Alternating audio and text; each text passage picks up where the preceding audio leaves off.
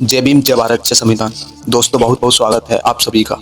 आज एक ऐसा सवाल खड़ा हो गया है जिसे सुनकर सत्ता के गलियारों में खलबली मच गई है।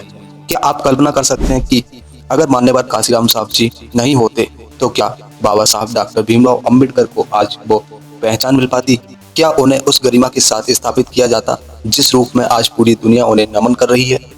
आज का दिन बहुत खास है। सोशल मीडिया से लेकर अखबारों तक मंगल पांडे को याद किया गया, लेकिन अफसोस कि माता दीन वाल्मीकि का नाम कहीं दब कर रह गया हो।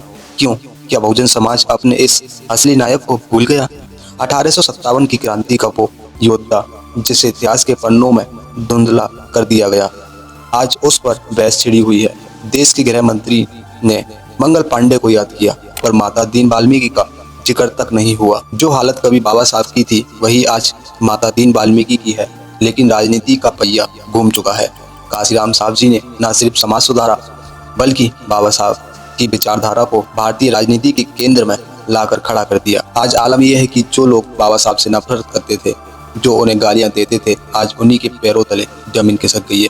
जैसे जैसे 14 अप्रैल करीब आ रही है, अम्बेडकर विरोधियों में भगदड़ मची हुई है। यूपी चुनाव 2027 की आहट अभी से सुनाई देने लगी है। योगी सरकार ने एक ऐसी योजना लॉन्च की है जिसने कट्टर समर्थकों को हैरान कर दिया है। विधानसभा अंबेडकर मूर्ति योजना। हर विधानसभा में 10 स्मारक बनेंगे। एक स्मारक की लागत 10 लाख रुपए, यानी कि 403 विधानसभा में 403 करोड़ का बजट। सवाल यह है कि जो बीजेपी कल तक हिंदू मुस्लिम के एजेंट पर थी, वो अचानक भीमवादी क्यों बन रही है? क्या ये सिर्फ चुनाव जीतने का लॉलीपॉप है या वाकई हृदय परिवर्तन? सोशल मीडिया पर तो बीजेपी के कट्टर वोटर इसे भीम जनता पार्टी तक कह रहे हैं। यूजीसी के मुद्दे से नाराज समर्थक अब इस योजना से भी बढ़ के हैं। बीजेपी को लगता है कि मूर्तियां बनवाकर बहुजन समाज खुश हो जाएगा, लेकिन क्या वो ये भूल गया कि बहुजन समाज जानता है कि बाबा साहब को राजनीति के पटल पर किसने जिंदा किया? 1980 के दशक तक बाबा साहब का नाम लेने में लोग कतराते थे, लेकिन आज पूरी दुनिया 14 अप्रैल को भीम जयंती बनाती है। बीजेपी नारा दे रही है, कटोगे तो बटोगे। वो SC ST और OBC को सनातनी बताकर साथ जोड़ना चाहती है, लेकिन बड़ा सवाल यह है कि क्या बहुजन समाज इन मूर्तियों के लालच में आएगा या अपने असली नेता के साथ खड़ा रहेगा? अगर मूर्तियों और पार्कों की बात करें तो उत्तर प्रदेश में BSP ने जो भव्य अम्बेडकर पार्क और स्मारक बनवाए हैं, वो आज भी मील का पत्थर है।